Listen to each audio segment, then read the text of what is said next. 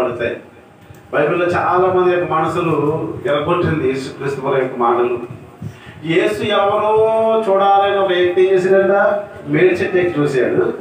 ఆయన ఎలా ఉన్నాడు? యేసు గురించి తెలుసుకోవాలని ఆలోచన చేశాడు. ఆయన ఉద్దేశం ఏంటి? యేసు ఎత్తుగా ఉంటాడా, పొడుగ్గా ఉంటాడా, లావుగా ఉంటాడా, ఎర్రగా ఉంటాడా, పొలుగా ఉంటాడా, ఏ విధంగా ఉంటాడో చూద్దామని చెట్టు పైకి ఎక్కాడు ఆయన. కానీ ఈయన మనసు ఎరిగిన వాడు ఎవరు? యేసుక్రీస్తు ప్రభువు వారు. ఆయన మనసు ఎరిగిన వాడు కనుక ఆ మేడి చెట్టు దగ్గరికి వచ్చి ఆగి కనుల పైకెత్తి జక్కయ్య కిందకి దిగిరా అన్నాడు త్వరగా. అంటే వెంటనే ఆ మాటల్లో జక్కయ్య హృదయం మార్చబడ్డదా, మార్చబడలేదా? ఏమన్నాడు యేసు ప్రభువు అక్కడికి వచ్చి? మనం చదవన మాట, యేసు ఆ చోటికి వచ్చినప్పుడు కనులెత్తి చూచి జక్కయ్య త్వరగా దిగుము, నేడు నేను నీ ఇంట ఉండవలసి ఉన్నదని అతనితో చెప్పగా అతను త్వరగా దిగి సంతోషంతో ఆయన చేర్చుకున్నది. ఏం స్తోత్రం కలిగింది కాక. యేసుక్రీస్తు ప్రభువు వారికి బంగారం ఇచ్చాడు, సంతోషకరం నాకండి. యేసుక్రీస్తు ప్రభువుకి వజ్రాలు ఇచ్చాడు, సంతోషకరం నాకి. యేసుక్రీస్తు ప్రభు కొంత ఆస్తిని ఇస్తానని ఇచ్చాడని సంతోషకరం నాకి. ఆయనకి ఏమన్నా పెట్టాడా, సంతోషకరం నాకి? ఏమీ పెట్టలేదు. ఆయన నోటిలోంచి వచ్చిన మాట ఆయన అంతరంగానే మార్చిన. దేవుని స్తోత్రం కలిగింది కాక. హల్లెలూయా. ఆయన నోటిలోంచి వచ్చిన మాట ఏంటండి? జక్కయ్య త్వరగా కింద దిగరా, నేడు నీ ఇంటికి. ఈరోజు నీ గృహంలో నేను ఉంటానని చెప్పాడు అంతే. ఎప్పుడైతే యేసుక్రీస్తు ప్రభువు వారి అంతరంగంలో వెళ్తానని చెప్పాడో వెంటనే తన అంతరంగం మార్చబడ్డది. వెంటనే తన తలంపులన్నీ మార్చబడ్డాయి. వెంటనే తన ఆలోచనలన్నీ మార్చబడ్డాయి. వెంటనే తనలో ఉండే క్రూరత్వం అంతా మార్చబడ్డది. అట్లా తనలో ఉండే అబద్ధం అంతా మార్చబడ్డది. అట్లే తనలో ఉండే వ్యతిరేక ఆలోచనలన్నీ తీసివేయబడ్డాయి. వెంటనే కిందకి వెళ్తా అంటున్నాడు, అయ్యా నేను ఎవరి దగ్గర అన్యాయంగా తీసుకుంటే, ఏమండి, నేను ఎవరిని అదేను అన్యాయముగా దేనినైనా తీసుకుని ఉంటే అతనికి 4 యేసుప్రభు చెప్పాడండి, నువ్వు నన్ను ఎప్పడిస్తే నువ్వేం చేయాలంట? 4 రెట్లు ఇచ్చేయాలని చెప్పాడా? నీ ఆస్తి నమ్మేసి బేదలకు ఇచ్చామని చెప్పాడండి? ఏమీ చెప్పలేదు. నేడు నీ ఇంటికి నేను వస్తానని చెప్పాడు అంతే. ఎప్పుడైతే ఈ మాట చెప్పాడో అంతరంగా మార్చబడ్డదంట. నేను స్తోత్రం కలిగింది కాక. ఈ రొట్టెని ఎప్పుడైతే తిన్నాడో, ఎప్పుడైతే యేసుక్రీస్తు యొక్క మాటలు ఎప్పుడైతే తిన్నాడో తన అంతరంగం మార్చబడ్డది, తన ఆలోచన మార్చబడ్డది, తన తలంపులు మార్చబడ్డాయి. తన అంతరంగంలో ఉన్న ప్రతి విధమైన ఈ యొక్క లోక సంబంధ ఆలోచనలన్నీ కొట్టివేయబడ్డాయి. ఏం మాట్లాడతాడు ఆయన? 4 రెట్లు ఇస్తారంట ఎవరైనా అన్యాయం తీసుకుంటే. ఇతను పేరు ఉంది. ఏ పేరు ఉన్నా? దుర్మార్గుడు, అన్యాయముగా వసూలు చేసుకునేవాడు అంట, అన్యాయస్తుడు అంట. ఇతను అన్యాయస్తుడు. చాలా మంది చదువుకుంటారు చూడండి, కిందకి వెళ్తున్నారు చూడండి, ఏమైనా చదువుకుంటారో. అందరూ చూసి ఈయన ఎవరంట? పాపి, దుర్మార్గుడు. ఇటువంటి వారి దగ్గరికి యేసుక్రీస్తు బస్సు అయినా ఎలాగ వెళ్తున్నాడు అని చదువుకున్నాడంట. చూడండి, ఒకప్పుడు పాపే, ఒకప్పుడు దుర్మార్గుడే, ఒకప్పుడు దొంగోడే, ఒకప్పుడు దుష్టుడే, ఒకప్పుడు ఎగుసారే, ఒకప్పుడు రకరకాలుగా ఉన్నాడు. కానీ యేసు మాట తన హృదయంలో కలగానే, యేసు మాట తను ఎప్పుడైతే భుజించాడో ఎంతనే ఏమైపోయిందంటే తన హృదయం మార్చిపడ్డదట. దేవుని స్తోత్రం కలిగింది కాక. ఇప్పుడు ఎన్నో సంవత్సరాల నుంచి మాట్లాడుతున్నాం కదా, మన అంతరంగము అలా మార్చిపడ్డదా? ప్రశ్న వేసుకుందాం. మనం ఎన్నో సంవత్సరాల నుంచి రొట్టెని మనం తింటున్నాం కదా, ఎప్పుడైనా మన అంతరంగము ఇలాగా జగ్గే హృదయం మార్చబడ్డదా?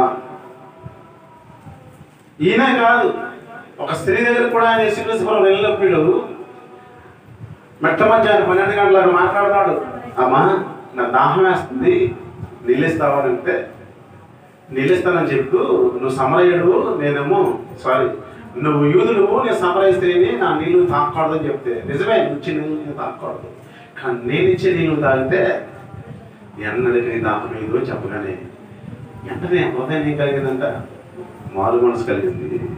ఎప్పుడైతే నేను ఇచ్చే నీళ్లు నువ్వు తాగితే ఎన్నడూ దాహమైందని ఒక మాట తిన్నదో ఏం జరిగిందంటే ఆ మంత్రంగంలోని సంపూర్ణ మార్పు కలిగింది. సంపూర్ణమైన మార్పు కలిగింది. మామూలు మార్పు కాదు అది. వెంటనే తన చేతిలో పాపకుండా కింద కొట్టి ఏం చేసిందంట, ఆ గ్రామంలో పరిగెట్టుకు వెళ్ళిందంట. ఈరోజు ఎన్నో సంవత్సరాల నుంచి మాట్లాడుతున్నాం మనం, ఎన్నో సంవత్సరాల నుంచి యొక్క మాటలు తింటున్నాం మనం, ఆయన రొట్టె తింటున్నాం. కానీ మన అంతరంగంలో మార్పు కలిగిందా? మన అంతరంగంలో మార్పు కనిపించిందా? ఆలోచన చేసుకుంటే కనపరచట్లే.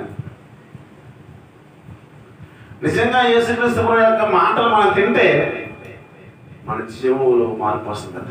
నేను స్తోత్రం కలిగింది కాక హల్లెలూయా. మన అంతరంగంలో మార్పు వస్తుంది. యేసుక్రీస్తు ప్రభువు చచ్చిపోయిన శవం దగ్గరికి వెళ్ళి లాజరు తిరిగిలే అనగానే ఎవరైనా చచ్చిపోయిన శవం కూడా జీవం పోసుకుని బయటకు పేత వస్తువులు వచ్చేసింది కదా. అంటే మనలో ఉండే ఈ యొక్క భయంకరమైన శాపం పోవాలంటే ఆయన మాటలు మనం భుజించాలి. ఆయన మాటలు మనం భుజించాలి. ఎప్పుడైతే మనం భుజిస్తామో మనలో శాపం బయటికి పోతుంది. మనం భుజించడం లేదు, భుజించినట్లుగా నటిస్తున్నాం. ఏం చేయట్లేదు, మనం భుజించడం లేదు, భుజించినట్లుగా నటిస్తున్నాం. అదే మనలో ఉండేది అది పోవటం లేదు, అది అలాగే ఉండిపోతుంది. అది కరుడు గారున నేరస్తులకు ఇచ్చింది ప్లేస్ అండి. చూడండి, కొన్ని జైలు చూడండి, ఎవరు నేస్తారంట దాంట్లో? కరుడు కట్టిన నేరస్తులకి మాత్రం వేస్తారంట. పౌరశీలను కూడా అలాగే బంధించారు. ఈరోజు సాతాను మనల్ని అలాగే బంధించేస్తుంది. మన హృదయాంతరంగా దేవునికి ఇవ్వలేకపోతున్నాం. ప్రియమైన సహోదరి సహోదర, వాక్యం జరిగిస్తుంది. మెల్కీషెదెకు క్రమం చెప్పున మనం చేయాలంటే ఈ మాటలు మనం తినాలి, ఈ రొట్టెను మనం భుజించాలి. ఎప్పుడైతే ఈ రొట్టెను భుజిస్తామో అప్పుడు మన అంతరంగంలో మారు మనసు వస్తుంది, మన అంతరంగంలో క్రమం వస్తుంది. తినలేదని చెప్పి కూడా మన అంతరంగంలో క్రమం రాదు. కింద చూద్దాం చూడండి, సామెతల గ్రంథము 9వ అధ్యాయము 4వ వచనం మాట్లాడుతాను కదా. సామెతల గ్రంథము 9వ అధ్యాయము 4వ వచనం అంతా తీసుకున్నారండి. సామెతల గ్రంథము 9వ అధ్యాయము 4వ వచనం చదవండి సారి. జ్ఞానము లేనివాడా ఎక్కడికండి? ఇక్కడికి రమ్మని ప్రకటించున్నది. తెలివి లేని వారితో అది ఇట్లా. చూడండి, జ్ఞానం లేని వారిని ఇక్కడ రమ్మని చెప్తుంది, తెలివి లేని వారితో ఇట్లా చెప్తుంది. చదవండి. వచ్చి నేను చిత్తపరిచిన ఆహారమును భుజించడి. ఒక నిమిషం. చిత్తపరిచిన ఆహారం ఏం చేయాలంటే మనం భుజించాలి. ఎవరికి చెప్తాడు మాటలు? జ్ఞానం లేని వాడికి, తెలివి లేని వారికి చెప్తాడు మాటలు. మనం జ్ఞానవంతులమా మనం కాదు, తెలియదు గెలవాలని మనం కాదు. దేవుడు మనతోనే మాట్లాడుతున్నాడు. జ్ఞానం లేనివాడా ఇక్కడికి రమ్ము అని ప్రకటించు. తెలివి లేని వారితో ఇట్లా అడుచున్నది. వచ్చి నేను సిద్ధపరిచిన ఆహారం భుజించి నేను కలిపిన ద్రాక్షను పానము చేడి. జ్ఞానము లేని వారి ఉండక బ్రతుకుడి. ఇక్కడ ఇంతే వస్తుంది, మనకి జ్ఞానం వస్తుంది. ఈ దాంతో ఏమొస్తుందా? తెలివి వస్తుంది, జ్ఞానం వస్తుంది.